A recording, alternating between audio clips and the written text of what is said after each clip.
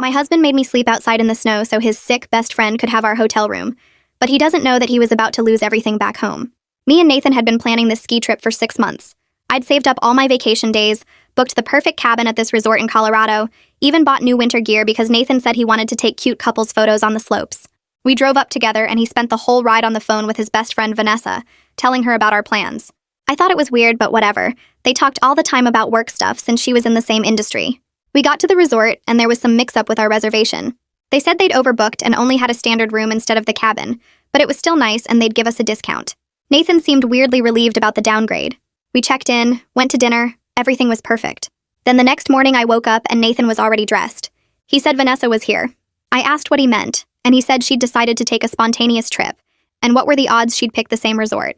We went to breakfast and there she was in the lobby, acting all surprised to see us even though she'd already texted Nathan that morning. She started crying about how her ex had just gotten engaged and she needed to get away. Nathan immediately invited her to ski with us. I pulled him aside and reminded him this was our trip. He said I was being selfish and she was going through something. That night, a blizzard hit. The resort lost power in some buildings. Vanessa's building was one of them. She showed up at our door with her suitcase saying she couldn't stay in a room with no heat. Nathan said of course she could stay with us. We had one bed. I said she could take the couch. She started having a panic attack about her claustrophobia and how she couldn't sleep in the living area because it was too open, and reminded her of her childhood trauma.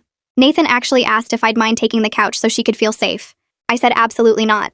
That's when Vanessa started coughing. She said the stress was triggering her autoimmune condition and she needed to lie down. Nathan helped her to our bed. She claimed she couldn't breathe properly and needed space. Nathan looked at me and said maybe I should go to the lobby for a while. The lobby was closed because of the storm. He said then maybe the hallway. I asked if he was seriously kicking me out of our room. He said I was stressing Vanessa out and making her condition worse with my negative energy. She needed rest and warmth or she might have to go to the hospital. I said then take her to the hospital.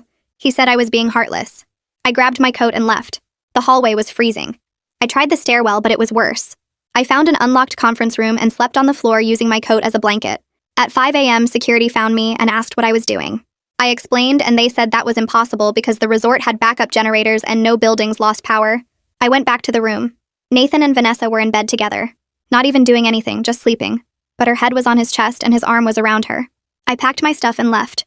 Drove 8 hours home in a blizzard by myself. Nathan didn't even text to see if I made it. I was so exhausted and upset that when I got to my apartment, I passed out in the parking garage. The security guard found me and called an ambulance. They called my emergency contact, which was my dad. He met me at the hospital where they said I had hypothermia and exhaustion.